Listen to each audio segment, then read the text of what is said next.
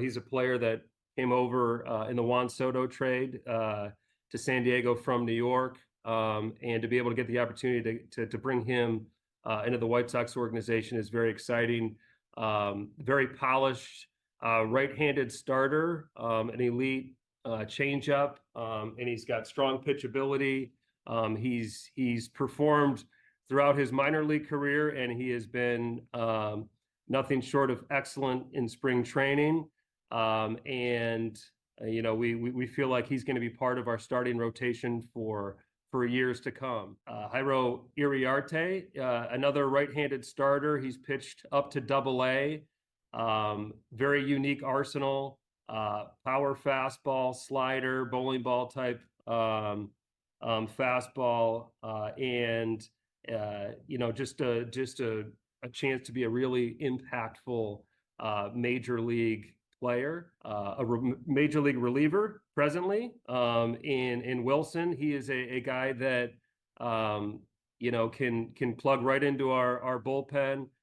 Feel like he can be an effective reliever for us, and excited to have him part of this package. And then Zavala, a high ceiling, potentially impactful center fielder that was 18 years old and was productive in Low A with San Diego, and will be joining our organization. But we feel like it's a very good haul of talent, both that can impact our major league club, right out of the gate, and then plenty of opportunities within this deal to really get some impactful players.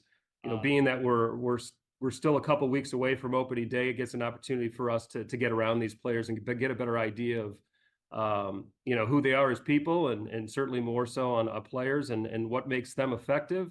And then we'll make decisions from there. But if you're looking at Thorpe, Wilson, Iriarte, we think that there's a strong chance that they're going to be on our major league team at some point. And then in addition, Zavala, obviously a very young player, and look forward to watching his growth throughout the year. He's certainly one of the top prospects in our game, and look forward to shaking. Well, hello, White Sox fans, and welcome to another edition of FutureSox Podcast, live and streaming on the interwebs. My name is Ian Eskridge. Joining me tonight is James Fox. How you doing, James? Hey, great to be with you again, Ian. How's it going? Indeed, sir. I will say that there's not really a ton going on, but there's a lot of stuff to get to. Yeah. So I guess we'll just go ahead and hop into it here right quick. So going off of those Chris Getz quotes, what do you think that we can look at for a Thorpe estimated time of arrival? Are you thinking it's like in the next 2 months, or do you think it's later this year? Yeah, I guess I would say anytime after, I think April would probably be a surprise, but I think anytime after that. I think it kind of depends where they send him to, right? Like right now, if you made me guess, I'd say he goes to Charlotte. There's other guys too, like if Nastrini doesn't start on this team, is he first?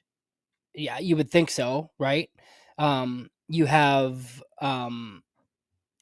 Schuster, who obviously has had some struggles that we'll get to. Jake Eder, I don't know where Jake Eder is, but in theory, if Jake Eder goes to Charlotte, he could run off 5 good starts. You know what I mean? So I guess it kind of depends on where he is in their pecking order, but I do kind of expect to see him fairly quickly, just based off what they've kind of said. I know like Bruce Levine this weekend, like on 670, thought that he might be in the rotation to start the year, which look, I don't really get. I don't think it makes sense for the White Sox. I know people get mad at me like when I talk about the service time stuff, and I get it, but look, it's collectively bargained, and when your owner's Jerry Reinsdorf, I think more times than not, you're just going to take that 7th year when you can. And it's not like he's definitely ready, right? It's like him, he's a little bit of a different case, I think. He hasn't even pitched at AAA. So, but no, if you told me he's in the rotation on May 15th, I wouldn't be a surprise based on who's starting in it, right? He's definitely one of their 7 or 8 that they're like in contention for 5 spots. Yeah, well, I mean, if you listen to Ethan Katz, he says that there's 10 guys vying for those starting roles. So, I mean, we'll get into the starting pitching here in a little bit, but I mean, there's a lot of names to consider. But also, one thing I know you wanted to touch upon tonight was service time, and just, I mean, the idea of service time manipulation as it used to be has definitely changed with the collective bargaining agreement.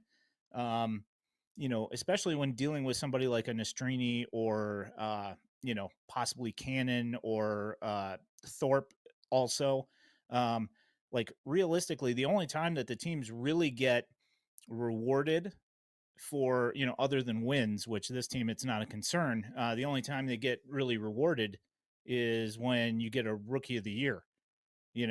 So what do you think, what are your thoughts Yeah. on the service time stuff? Well, no, and I just saw the Padres are like Jackson Merrill's going to make their team.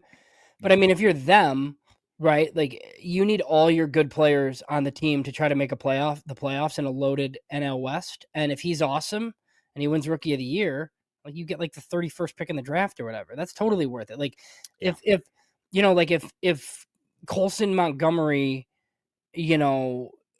doesn't come up until late in the year and he still has rookie status like next year, like I would push for him to start on the big league team for that reason, just because it's like worth it to try to get the prospect incentive or whatever. But I mean, when you're like these borderline guys that like could be in the rotation, but they're not necessarily ready, like I just assume teams are going to send guys down to like get the extra year. And like it's crummy. Like I'm not here like pretending like it's great. It's not. It's collectively bargained. Like the low men on the totem pole there don't really, they get sacrificed a little bit by the big money guys. And it like continues to happen. So, like if Tuki Toussaint is in your rotation for 3 weeks because they want to leave Nick Nastrini down, like I don't think anybody should really be surprised by that. Like I don't necessarily think that's going to happen, but because like the White Sox haven't really done it that like they did it with Loy and some of those guys like before signing, but like Vaughn they didn't do. I mean, Vaughn is sucking up service time. Crochet they didn't do it, So yeah, so I don't really know. I mean, with it just they should probably take their best 5, but there are 40-man considerations too. Yep. So Jairo Iriarte. So we've had a little bit of time to digest this deal since the night of, when of course there's a little state of shock, and like you try and rush out the content as quickly as you can. Your thoughts on what you think Jairo Iriarte's role is going to end up being, and what do you think for an ETA on him? I think I would still say probably 2025 for him. I know like they've said that it could be this year. I just think there's going to be guys like ahead of him. I think he probably go now. Look, if they start him in triple, then I think that like changes things a little bit, right? Yeah. I think he goes to double as a starter. They get him as many innings as possible. I think we kind of talked about some mild reliever risk with him. I don't really see that. I know like the Padres were going to do that, but it wasn't because he'd failed. They did it because they were going to like hike him to the big leagues for like a playoff run in a relief role. The White Sox have no reason to do that. Getz kind of talked about how they think he's a starter. I think he's one of the 5 in Birmingham, and you get him as many innings as possible. And I think he's pretty exciting. I think he's young. He's in AA. He throws really hard. He's skinny, right? But yeah, no, I think he's starter until he proves to you that he can't do it. If you told me he got starts down the stretch this year, or at some point, like I'd believe you. But I'd predict 25 probably. Yeah, that was kind of along the lines of what I was thinking if you didn't push him to a reliever role. But at this point in time, I don't really see what the point in that is. I mean, yeah, you've got some command concerns every once in a while, but from the I've watched probably like 4 or 5 of his starts, and it seems to me that if he's having command issues and somebody comes out to the mound, it's like next second, like the next pitch that that he throws, it's like he's locked back in. So it's kind of one of those things. I think that they work on him with his repeatability and in his mechanics, and hopefully that he streamlines it and he just goes. Yeah, I mean, it's not Prelander Baroa, right? Where this stuff really plays up like in shorter outings and two pitches, right? Like Prelander Baroa can throw his two pitches and be a eighth inning guy. Um, like Iriarte doesn't have to do that. He has enough of a mix to start. So, and how many, do you know offhand, how many innings did he throw last year? Because they moved him to the pen for a little bit, but then Baroa? no, Iriarte, because Oh, but then he did start again, like towards the end of the year. They like put him back in the rotation. So, I mean, I want to say that it's at least 70 some. So he should be I thought throwing it was 100. 90 something. Okay, good. So Let me look. he could throw like 130 or 140, like you would think if they, if they would let him do so. So, yeah, no, I think he's a definite starter. I think if they would have come out and said like they see him as a bullpen piece, I think their trade return's a lot worse. Like you had to get I mean, they got two starting pitchers that are fairly close to the majors, a big league reliever, and then Zavala. So yeah, I think that's the plan. He stays in the rotation. Yeah, to clarify, it was 90.1, so I was Okay. 0.1 innings off. Yeah, that's pretty much where I'm at, and we'll see how they handle it. And I think that I think one thing that we definitely don't have any idea right now is how Josh Barfield and Chris Getz run this thing. We don't know how they're going to push players. We don't know how patient they're going to be. We don't know, like what what they expect from these guys. It's going to be one of those things where we have to learn over time how they're going to handle it. If it's going to be, done on an individual by individual basis, or if they have like some sort of guidelines that they want to meet, who knows? Yeah, So, and I mean it's the first time Paul Giannis has even like done the job like in a major league capacity. Like, like some of the individual stuff, like the soft factors, like I'm sure he was doing some of that stuff at Rice, which is why they think he's a good fit for this job, right? Like he understands baseball, he understands development, like he knows how to talk to players. But I mean the actual job, like he has not done. Now, the two people above him that are running this organization have both done the job. Um, your current general manager did the job like with two other guys and whoever else like with sticking their hands in it like totally, like maybe not so much like doing the way Chris Getz would have necessarily done things, so yeah, it'll be interesting. It's one of the things that I'm like interested in following like for FutureSox all year. Like what kind of differences do we see, because there's a lot of the same faces, but it's definitely not like the same people running things. yeah, no, it's going to be this is going to be a completely different way of, like I'm almost positive that we're going to see some really different ways they handle things. So, um one thing I've seen floating around on the social media sites is Steven Wilson, and the fact that he is a fly ball pitcher, and that people are concerned about his um, viability in guaranteed rate field. And so I wanted to bring up this graphic from Baseball Savant, and so as you can see, he is in the first percentile in ground ball rate. So he does not get any ground balls.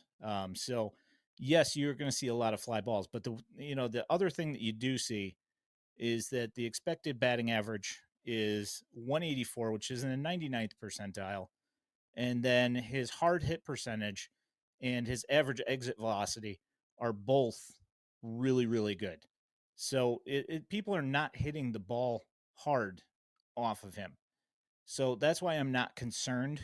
And I think that, it's a good pickup for this bullpen because, as we're going to get into a little bit later, it's going to be kind of an interesting bullpen. It's going to be a lot different. There's not going to be hardly any of the same faces, like the amount of roster turnover on this team has been insane. So I just wanted to show that. You got any thoughts on Steven Wilson? No, I mean, I just think like going back to what we've kind of talked about with Brian Bannister, it seems like he just like wants lots of different profiles, like in the bullpen, right? Like these guys are all really different, like the guys that are going to be down there. And I think look, if Steven Wilson pitches well enough for them to flip for something at the deadline, I think that's a win, right? I think they got their 3 prospects and a big league reliever who they think they can trade for something else at some point. So, hopefully it works. I will say, just like, it took this guy forever to get to the majors, huh? Like, drafted in 2018 out of Santa Clara. He's 29, so Yeah, he was probably taking it. He 27. was like probably Yeah. 23 at the time. So Yeah. yeah. So One thing I also will bring up that is not on any stat sheets, um, visiting Chris Getz'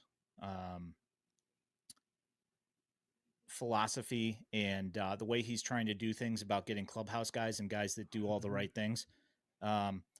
People love Stephen Wilson in San Diego. He's one of all, like, their whole entire fan base. He's like one of their favorite players. He's known to do a lot of charity work and to be a really great guy. So he kind of fits into the whole mold of a bunch of the guys that they're trying to bring into this team to try and change the culture. I know how much everybody loves that word, but I'll go ahead and bring that up anyway, just because, it is something of note to see the guys that they are bringing in and kind of the mental headspace that they occupy, and how they handle their business and, things that they do. So another nice thing to see. yeah, it seems like lots of guys. That's like been a focus, right? Like Michael Soroka is one of those guys. I guess like Chris Flexen's one of those guys. Like the veteran hitters that they like. That's why it's kind of weird, right? That Kevin, or is it? I always want to say Kevin. Is it Kevin Pillar? Yeah, right. Yeah. So like that's like his thing. That's why he's always on like playoff teams. And my guess is he'll finish the season on a playoff team too, because that's just kind of like the guy that he is. I mean, I know that Martin Maldonado has some of those things. So yeah, no, is having those guys that are positively affecting, the clubhouse are certainly worth having. Samuel Zavala's swing, the other part of the return on this deal. And one thing that I have heard, and it was one thing that, after watching a few ABs, and it's hard to find Samuel Zavala ABs, it's like they're not readily available with good video. But one thing I did notice is that, one of the things that people talk about when they talk about him is that, yes, he does have plus power and he does have an advanced approach at the plate. But one thing they worry about is as he goes up higher in the levels is that he might have a little bit of problem catching up with the high fastball. So I can't show you in the video because for whatever reason, it's not letting me show it. But that was one thing that I also had a concern with watching his swing is, it's one of those things that I really hope, because he's got a really big leg kick. And if that timing mechanism doesn't match up well with high velocity, we're going to be seeing some strikeouts on high velocity up top. So, yeah, and I know the write up at Pipeline anyway, like kind of talks about how he has a lot of plate discipline and he got on base, and he doesn't chase a ton, but he misses like a lot of pitches like in the strike zone. They've kind of said so. But I mean, they put a 55 hit on him, so I mean, we'll see. It was at low A. I would imagine he'll be in Winston, and we'll kind of see how that goes. And then look, even if he's great at Winston, we're gonna want him to show it to us at Birmingham, right? Like it's just kind of what we always kind of do. But I think he's a little bit interesting. He's really young. I like the fact that he takes walks. Like they just don't have a ton of guys that do that. Obviously, Deloach isn't the level of prospect as this guy, but it's like similar where they've said that he's like has plate discipline, but he also Ks a bunch. So, we'll see. yeah, that shows in the numbers, that he does have a really good approach and he's very selective about what he does swing at. And, so the strikeouts do pile up regardless. And the fact that there is some swing and miss. So, I guess one thing that we also wanted to bring up here was the re-rankings of the Major League Baseball and the MLB Pipeline re-rankings here. So I'm going to go ahead and bring that up right quick.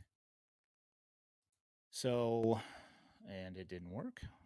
Good job. Nice job.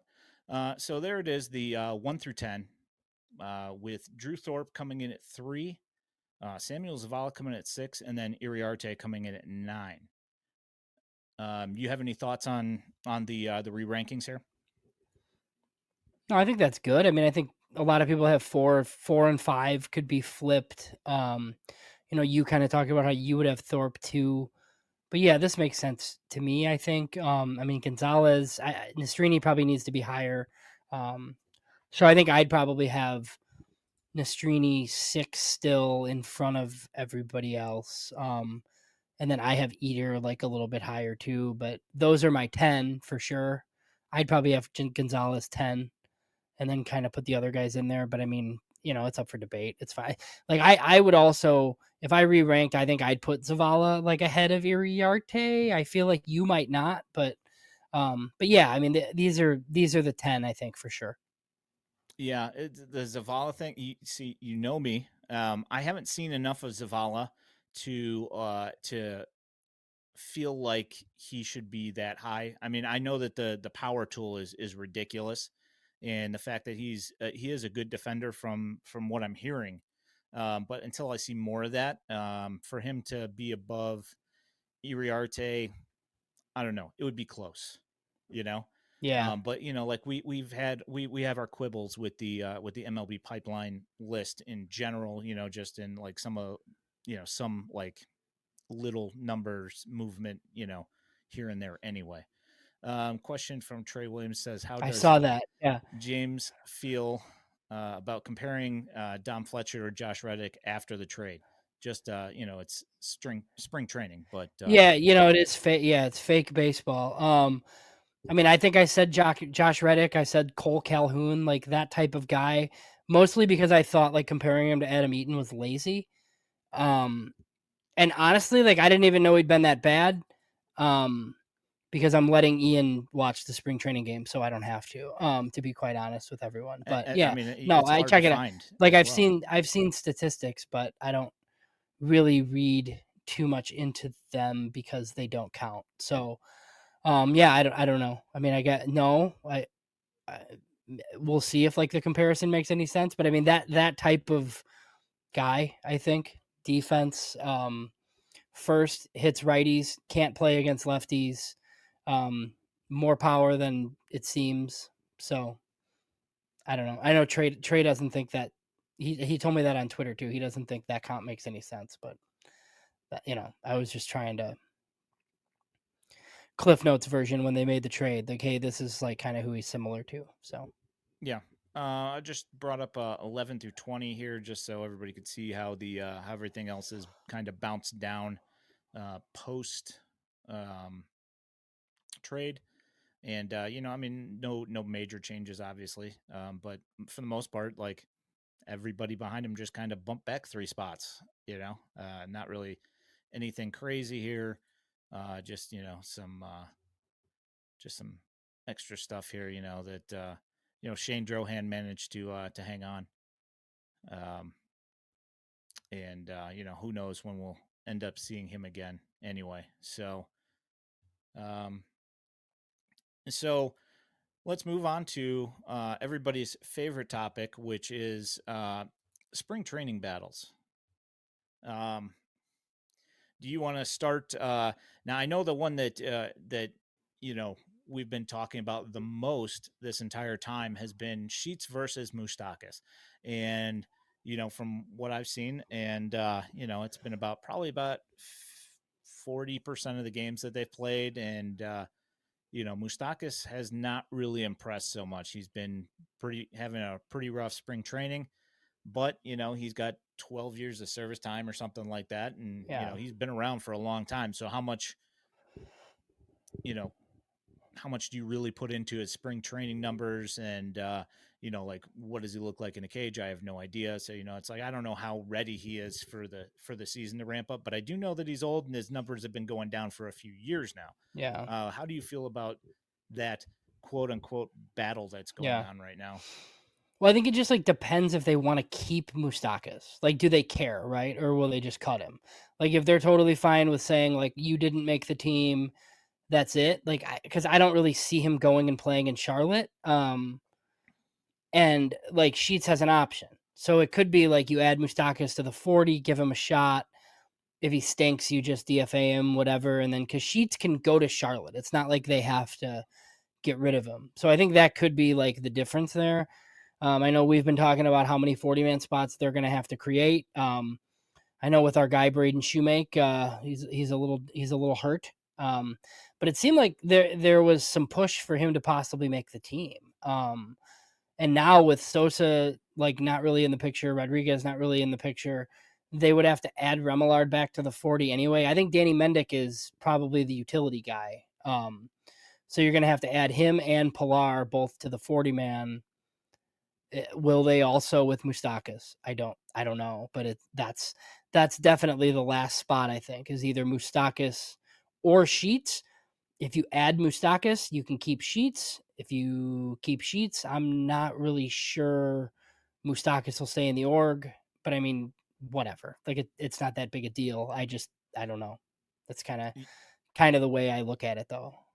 Yeah, I mean the question is really is that if they decide, I mean, if this is going to be the year that you're going to use the option you're on Sheets, in my opinion. If you don't use it this year, are you're not going to use it next year, and if you want to keep him around, this is the year to use the option year, and hopefully that he can do something that's going to improve his game, whatever that is, that's going to help him be more useful to the organization. And if you decide that you want to that if Moustakas is worth keeping, you burn that option. If you don't think Moustakas is worth it, then maybe you burn that down the road this year. But I think that this year is the year for Sheets. It's like we pretty much had him written off before the season, and then they started making all these weird moves, kind of creating some sort of a competition of sorts. But I don't really see there being any like crazy competition for him that's actually put up any results this year. So so far in spring training, anywho. So Right, and he would be. I mean, like Sheets could back up at first, which Moustakas would also be doing. But I mean, Mendick could play third, so it's not like you need Moustakas' third base versatility. But I could see them thinking they do because if anything happens to a middle infielder, it almost has to be Mendick, right? And then if you also had an issue at third, it would have to be Moustakas.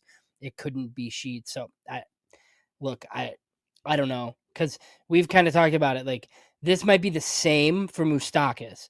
I just don't know when you would ever play Gavin Sheets. I really don't, because the only time you would play him is against righties, and you would have to sit a lawyer Vaughn to do it. So, and look, I know that's the same situation for Moustakas probably, but they might feel better about him pinch hitting or giving Vaughn a day. Like I don't know. yeah, a little bit more flexibility there as well. Because not that I would really suggest it, but I mean you can throw him in at second base, you can throw him at third base. You can't. Sheets you can put in right field, but as we've talked about before with the uh, the way that they want to run this organization is they want plus defense. And not that Moustakas is a great defender, but I'd say he's more versatile and probably a slightly better, possibility of defense wherever you'd put him over Sheets. Maybe Sheets is a little bit better with everything in front of him at first base. But I mean, we've seen a great play out of Moustakas already in spring training, where he's running into right field catching foul balls, so yeah, that's the whole thing. I don't know. I don't, in the grand scheme of things, does any of this even matter? No, not really. We're kind of quibbling over something that's, doesn't really matter, for the 2024 White Sox or 2025 for that Right. matter. So, let's get to something that does matter. The spring training season so far has shown us some things with the rotation, And today, Nick Nastrini went out and threw 4 scoreless. He's got a .82 ERA through 11 innings with a .82 WHIP, and has looked absolutely fantastic. Now, do you think he's going to make the opening day rotation, or do you think he's going to Charlotte? Is that what you have him slated for? I mean, I assumed that he would be in Charlotte, but I don't know who the 5th starter is then. Because, like, if it's not Tukey, you're talking about another 40-man spot for a guy that's, like, not part of the future, like a Chad Kuhl or somebody along those lines. I don't really know who else it could be at this point. Even if they sign somebody, like, tomorrow, that guy's not going to be in the opening day rotation, right? Like, what have Mike Clevenger or Michael Lorenzen been doing this whole time? Like, are they ready to pitch to start the year? Like, my guess is no on that. So, unless you're like throwing Tukey in the rotation or you're skipping. I mean, I guess you could skip the 5th guy like the first couple times if you wanted to, maybe, and then you start him down. So look, I feel like if I had to bet on it, I would still say he goes down. But because is he on the 40, Nastrini? I feel like he's not. I don't think. I don't So, think he is either. Yeah, I don't think he is. So like that. So I think that adds even more to the fact that I don't think he will make it. But I think his former Dodgers teammate that came along with him in the trade, I know I'm jumping ahead a little bit, but he could, I think he could be on the team. But I feel like Nastrini is going to go to Charlotte. Yeah, no Nastrini, no Leisure on the 40-man, as we've talked about that one before. That's the hurdle here, is the 40-man at this point, is that they have to, Chris Getz is going to have to make decisions here coming up real soon with the beginning of this season, probably, within the first month of the season, of who he's willing to lose, who he's willing to try and pass through waivers. And we're going to find out a lot here in the next coming weeks. Mm-hmm. Well, and there are a few 60-man spots they can probably create, right? Like Davis Martin is still on the 40-man. He can go to the 60. I don't know about Jimmy Lambert's status, but I do know that. So Jimmy Lambert's an out of options guy. So he could go on the regular DL and make the team, or he could go on the 60-day and create a 40-man spot. But yeah, I feel like Shane Drohan also will probably go on the 60, I would imagine. So there's 2 spots right there off the bat. But you're talking about having to create 5 or 6 potentially, I feel like. So that's where it gets just a little bit hairy with guys that, we were just talking about Gavin Sheets. Like he has an option, but is that like a roster spot that you need? Like, can you keep Jose Rodriguez and Lenyn Sosa and Braden Shoemake if you're going to add Danny Mendick as well? Like, my thought would be no, you can't. So somebody's going. Like, there could be some minor trades coming to clear up space. But, some fairly interesting roster battles for a 65-win baseball team. So, but yeah, but they do have to finalize the roster at some point. Yeah, that's the thing, is that the great thing about competition is that there's competition for the roster spots. The bad thing is that there's competition for the roster spots, and the fact that they've got a bunch of guys that they don't want to get rid of still, or they haven't figured out what they are. That's going to make things a little bit more difficult as we move forward here for him to try and clear spots to bring these guys in. I mean, you can't have 90 guys, it's just the way it works. Well, but that's where I did think, like, if it was even between Danny Mendick and Braden Shoemake, maybe they do just keep Shoemake because he's already on the 40. You give him a shot to show that he, also can't hit in the majors since he can't hit in the minors. And then Mendick could just go to Charlotte or whatever. But now I think you're going to have to add Mendick to the roster and have him on the team. So yeah, what do you do with the other? What do you do with the other? Right? Like, what do you do with the other 3 guys? Like, I don't really know. Yeah, that is a question for the ages, and we will find out here shortly. So also Jonathan Cannon pitched today, allowed 1 run in 4 innings. He's got a 2.5 ERA roughly in 7 innings pitched this spring. He's looked pretty good. I think he's slotted for Charlotte is my guess. Your guess as well? Yeah, did he finish there? I can't remember if he. I can't either. Yeah, but I feel like sending him back to Birmingham at this point doesn't really make any sense. But one of the things that we've often talked about is like the number of veterans or 4A types that might be starting in Charlotte. I just don't know how many spots there are or what they want Yeah, to do. he was in Birmingham, so he Yeah, hasn't been to so Charlotte yet. I mean, in theory, like it would be great to have, Jared Schuster, Nick Nastrini, Jonathan Cannon, Drew Thorpe. Like if that's your Charlotte rotation, that's pretty cool. But I think you're gonna have Chad Cool and some of these other guys maybe that we've seen like down there too. So I don't know. They're Yeah, those are all upper minors guys, and I didn't even mention Jake Eater, who yeah, likely go. And I don't really care where these guys go. And look, like they could bring a guy straight up from Double A. It's like not that big of a deal. But you do need like places for these guys to like all go pitch. yeah, yeah. So I'm gonna go ahead and bring up the guys who are still left in camp here,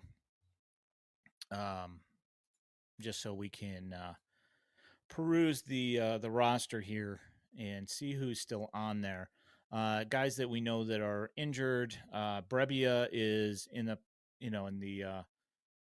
mode right now where he's just starting to throw off the mound, and he's looked fairly good, but we haven't seen him yet. I mean, any guy that's using a little scooter because of a strained calf, to me it's probably going to take him a little while to ramp up.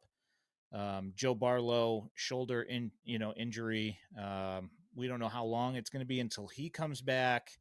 Jimmy Lambert, shoulder. And then we had Perlander Baroa, who had a shoulder as well, but now he's back throwing, and it doesn't look to be anything serious. No surgery needed for either Lambert or Perlander Baroa, so that's good. But there are still a lot of names here.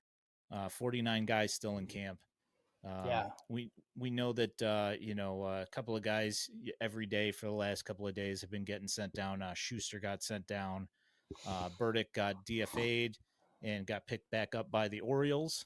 So RIP for him. Anything stick out to you on the pitching side here for I the mean, starters? Anywho, no, not for the starters. I mean, like there's a fifth job that's like up for grabs, it seems, and then as far as the bullpen is concerned, I mean, there's a few guys that I think are definitely like we know Michael Kopech now is going to be in the bullpen for sure. Like I'm assuming Jesse Chavez is going to get added like in some capacity, but I don't know, man. Like I just don't know. Like has Brad Keller pitched? Has he done? Is he ready? Has he done he's thrown anything? on the backfields, but he's not ready yet. They said that it wouldn't be too long. But he's a bullpen guy now, right? Or no? I mean, who knows? So maybe he's the fifth starter. Possible. Yeah, that so and then you just have your Dominic Leone and Brian Shaws of the world. Like Steven Wilson's definitely on the team. Brebbia's on the team, but like you said, I don't know that he's ready to go. A guy that's interesting, Davey Garcia, former Yankee farmhand, out of options. He's pitched pretty well, so my guess is he's in the bullpen. But again, that's a 40-man spot that he'll keep then, and not go anywhere. So yeah, I would hope that we see him. I would assume staying in camp, and then some of these other guys are probably just like does Jordan Leisure make it, right? I don't know. That he would need to be added as well, but he's one of the better arms on this list for sure. Corey Knebel's hurt, so yeah, there's gonna be 13 pitchers on the team. That's the only thing I know. Yeah. So a couple of things that I wanted to hit up on the starting rotation side. Fetty and Flexen are both hovering at a 1.5 or above WHIP for spring training. Fetty's got a 5 ERA and Flexen's got a 2 ERA, despite having a 1.5 WHIP. How do you is that something that I know that it's fake baseball and that they could be working on something, but at this point in camp, is this something that you think that is worrisome? Yeah, I think you would hope that the opening day starter would look a little bit better than he has. Oh, Like, you don't know that. Yeah. You don't know that. Yeah. He knows though. And you know what? Like I guess it could be Soroka, right? But They should start Garrett Crochet opening day because I'll be there, and that's what I would like to see. That would be cool. Fair enough. Just start Garrett Crochet. But no, I think like Garrett Crochet went from like the man of mystery to like a guaranteed like lock as a starter, right? Like maybe they'll only throw him 3 innings every time, but you make 30 starts of 3 innings. Can he throw 90? Maybe he might be able to do that. I think. I think so. Yeah. So you get him up to 90 innings, and then he's part of your rotation in 2025 when you hope to be a little bit better. But yeah, I mean, hopefully, some of the changes that Fetty has made come to fruition a little bit once the actual season starts. But I mean, yeah, it hasn't been super promising. Soroka looks pretty good though. He does, yeah. Yeah, so Crochet, 9 innings pitched, 12 Ks, 0 ERA, and a .78 whip. Not so bad. If he were to be the opening day starter, I would be very happy about that, at least for 3 innings, Yeah, we did bring this up, Clutch, as someone pointed out they don't need a 5th starter until April 5th. So, one thing that we had talked about because Cease was here is that with Cease being here, he needs every start every 5 days. Now that they don't have that, how would you feel if they did go to a 6-man rotation? Because that was something that we had mentioned as a possibility, not necessarily seriously, but now that Cease is gone, it's a possibility. I mean, what do you think about that? I mean, obviously you'd have to have the arms to be able to do it. Yeah. Yeah, they don't have 6 starters, but I mean, yeah, that you could do it now. The reason you couldn't before is because of Cease for sure. Or you could do some sort of like piggyback tandem thing. If you have like a long guy that you like, that you think you're gonna need to like come in after Garrett Crochet, something along those lines. But yeah, I mean, because that's the other thing. Like, did you plan on getting into Kopech at all or no? That's exactly who I was going to bring up. Is if you're looking for a piggyback guy, he might be your guy. But again, the same issue as when he was a starter is that you've got escalated pitch counts. And even when he had his 11 pitch inning the other day, he was behind in every single count when he got his outs. So, I mean, is that going to be, that could be one of those things that just blows up in your face anyway. So who knows? So if you're like me and you're I'm assuming that they cut the cord on this project for multiple reasons, right? Like they can't have, the 2 inning starts, right? Where you're like destroying a bullpen for a week, even if you're not planning on being any good, right? And I think that they're trying to like extract as much value from what is left of Michael Kopech as possible, right? So like my interpretation of this whole thing has been like prop him up as much as you can and then see what he's worth. Like I think they fully intend to just end the Michael Kopech experiment and trade him. Now, does it make more sense to have him pitch in sort of like a long role like you're saying? Or do you just make him the closer and hope he's good and then trade him? I don't know. Like, I don't really have the answer. Like, I could be sold either way. I'm kind of like you where, like, I just feel like you're going to run into the same problems if you're expecting this guy to pitch multiple innings. I think if you just tell him you're the 8th inning guy, you're the 9th inning guy, like just go out there and like throw fire or whatever, that might be better. And then hope triple digits. Yeah, so and then hope that. Well, because he could be fastball slider. Like you don't have to screw around with like another pitch. And then maybe he's one of these power relievers that you're trading at the deadline for a top 100 guy. I mean, who knows? Like if that's the plan, that's what I think they're gonna do. But he does make sense as one of the guys that could go 3 innings or something. You know what I mean? So you have other guys too. I kind of feel like if he's going to be a piggyback guy, he needs to have a 3rd pitch. But if he's going to be a closer, he can be 2 pitches. I kind of feel like if there's going to be any possibility of him seeing somebody a second time, he can't just be 2 pitches, just in my opinion, But if he's seeing somebody more than once in 3 innings, things haven't gone to plan, if he's seeing more than like 1 or 2 guys for a second time. So, that is a conundrum, So we'll see.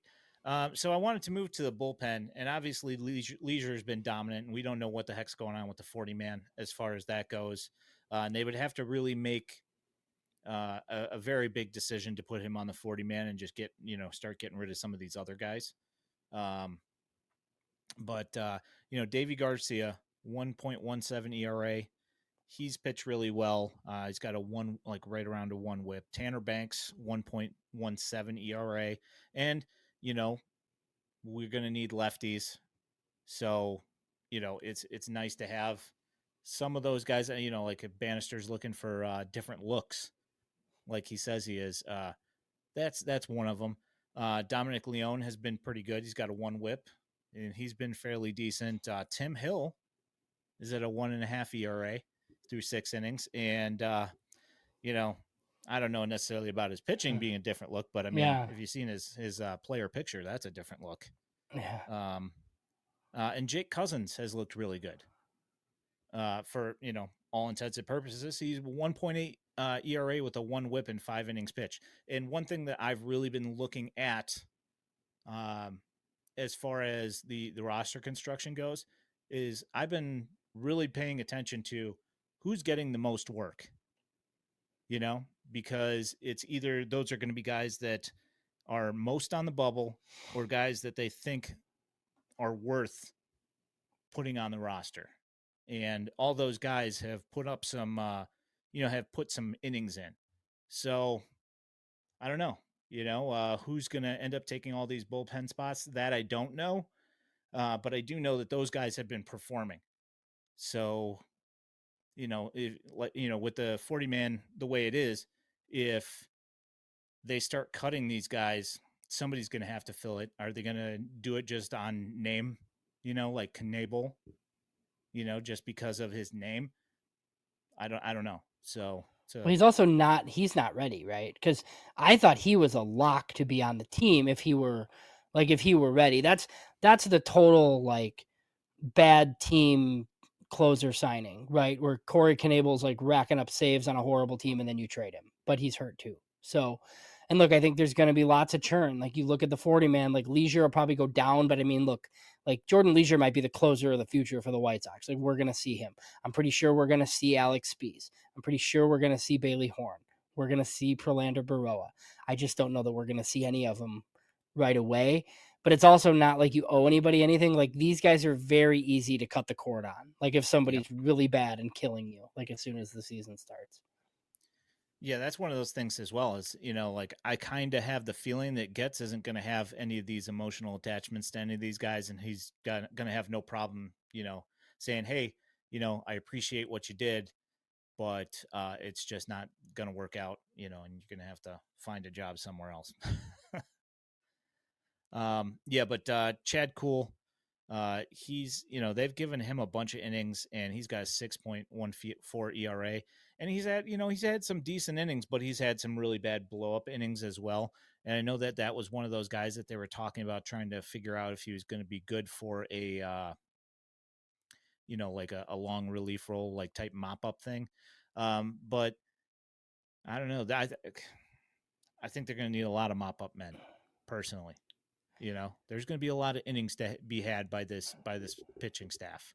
So, are they going to start? We're going to figure out where they're going to come up with these innings from. Well, and you would think that like they're going to keep. Like I feel like they keep 13 pitchers even if they aren't keeping a fifth starter. So are they going to have a 9-man bullpen to start with 4 starters? And then you're waiting for a Keller or a signing or somebody to be like your other starter. Because you could go. You can go 14 position players if you want. You're just the teams don't because you're not allowed to go 14 pitchers. So most teams go 13 and 13, but you don't have to. Yeah, no, I'm not saying. I'm just saying, not being able to carry extra pitchers. Oh, it's a terrible rule. It's an awful rule because like all you're doing is increasing the stress on pitchers' arms if they have to pitch too much. Yeah.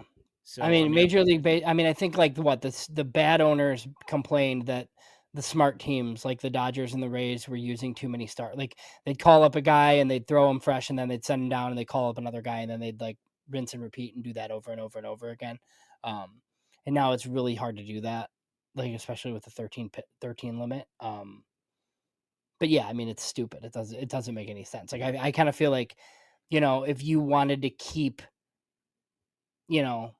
whatever, like 15 pitchers, What do you think you should about be able to. Red down there? No, absolutely not. He might not be on the team like July 15th. Yeah. No, I think he's a definite like trade candidate because I think he's going to be pretty decent, right? Like some of the questions about trades, like any reliever that's not named like Jordan Leisure or like one of these young guys, if they're any good, I would think would be on the market. Same thing with a Michael Soroka or a Chris Flexen, awesome first half somehow gone, right? The real questions are on the offensive side with guys like Yohan Moncada and Eloy Jimenez.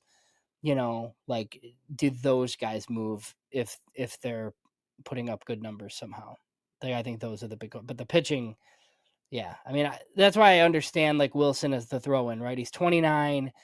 Is he on the next good White Sox team? Probably not. But he might bring you some sort of decent piece that you can essentially add to the Dylan Cease trade return. Yeah, that's fair.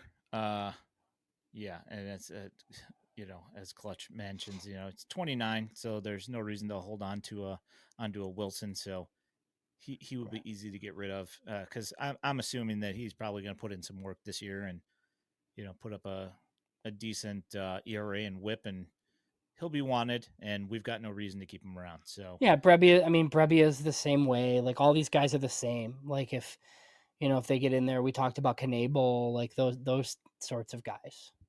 Yeah, I will mention you mentioned Jesse Chavez earlier, and I know that he is a longtime veteran pitcher, but man, he has not looked good so far in spring. Yeah, Training. He gave up another couple today. It might be the end of the road. I mean, and I wonder how willing he is to just like keep playing. Like if he's willing to go down to Charlotte and hang out, like I'm sure they would let him do that. And if he pitches well, like I'm sure he'd be up, right? I don't know. Like some of these veterans have opt-outs. They don't really tell us about those, or randomly like a veteran pitcher. I know you're familiar with this, but like, they're just gone all of a sudden. Like, oh yeah, they had an opt-out, they left. Like, type of thing. Like, because they weren't going to make the team or whatever. I don't know that status with some of these guys. Yeah, me either. Haven't seen it.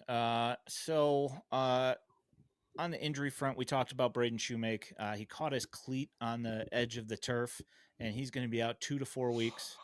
I'm not even sure what kind of an injury it is, other than that he tripped and there's something going on. I did note, I tweeted about it yesterday, kind of, when we did the split squad games yesterday, and no Eloy for the third day in a row. I was like, what is going on here? What are we doing? And Pedro says today that he was just getting a rest. Spring training. Are we going through this again already? But he was back today, and he did I think I mean, it's not on TV, so I can't say for sure, but he did get a single in the first inning that I think it was ruled an error. Yeah. But the announcers were saying that I don't know who's scoring this game, but it should have been a single. And it was like a hustle single. So he's still running. So hopefully everything's fine. Yeah. We'll see. And we talked about the Perlander, Barreau, and Jimmy Lambert. Perlander's back throwing. Jimmy Lambert's probably going to be out for a couple of weeks, and then he'll start throwing again, apparently, but no surgery. And then Joe Barlow also missing. So anything else for this week that you got, James? No, I mean they usually televise quite a few like towards the end, right? So you should have some more here. I'd have to go back and look and see like when they finalized the roster last year, but also it's a different general manager, right? Like you had that roster up there. I mean, you still have all of like the veteran outfield options are like still in camp. Like I assume those guys, you have 5 catchers or 4 catchers. It seems kind of pointless. So there should be like more cuts coming here so that the actual team can play together a little bit, you would think. Yeah. I think at this point, yeah, we should be due for like a nice round of like 10 guys being gone here, because it's been like over the last week, it's been like a one guy gone here. one guy gone here the next day, and it's been like 7 cuts in 7 days. And eventually they're going to have to start paring those numbers down. The question is that, is he having, trying to figure out right now, he's got his big board up there and he's trying to figure out which names he can remove off the board and which ones he wants to keep. I mean, it's going to be interesting moving magnets around and stuff, Well, and then there was like the notes on the free agent pitching. Like I thought that would move sooner. Like it seems like that might not happen. Like now Michael Lorenzen's being linked to the Yankees. I thought that right off the bat. Like Clevenger's asking for 20 some million. Like I just like I'm just like not that interested in that because I'd prefer a guy that they could flip, and they weren't really able to trade him last year. And I don't know if that was more because of the option than him just kind of being an idiot and teams not wanting him.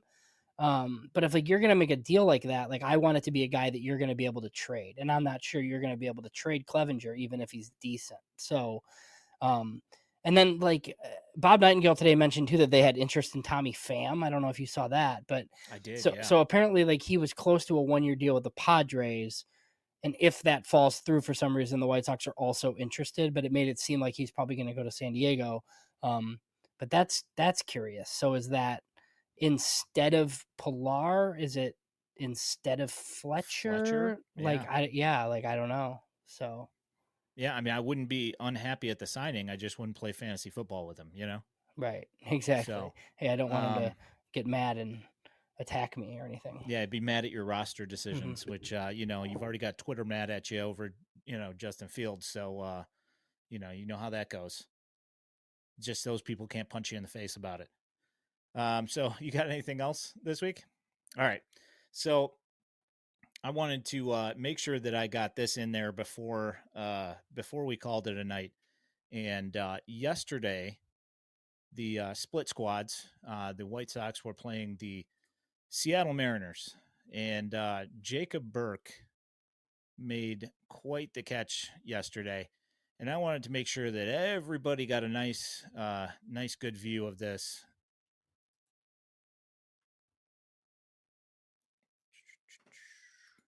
Go ahead and bring up the audio. Watch this. Ty Pete hit it a long way. Look at this catch. Look at this catch. Woo! And I like what Pete did. This kid named Burke makes a wonderful effort. Reminds me of Ben Gamble. And he said, dude. It's good stuff. Good sportsmanship. So, that was a great catch. So I just wanted to highlight it because when you see things like that, you want to, that's like Sports Center top 10 type stuff. So I wanted to go ahead and throw it up there. Well, I'm guessing Jacob's going to be the center fielder in Double-A, most likely. I mean, Tatum can play there too, but those two guys probably in Birmingham, Yeah, and I mean, we haven't seen Yoelqui Cespedes. So he's probably in Charlotte though. If he's here. I would imagine so, but all right. Yeah, I mean, gotta. Yeah, don't care.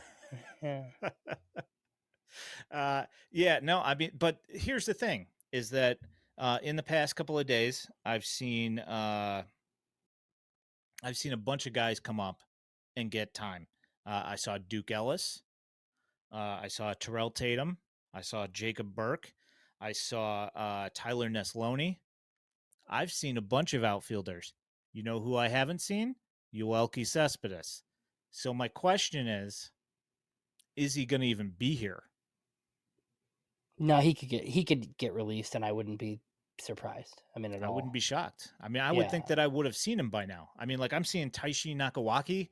I'm seeing like Riku Nishida. I'm seeing all sorts of guys from the minor leagues, but I have not seen Yoelqui Cespedes. So that makes me kind of go, what's going on here? Has he fallen out of the good graces? I saw that ground ball to Riku Nishida. He wastes no time getting the ball to first base. Yeah, very quick transfer, but you also see that it's like a 6-foot high ground ball, and he's catching it over his head. So there is that. It's kind of fun.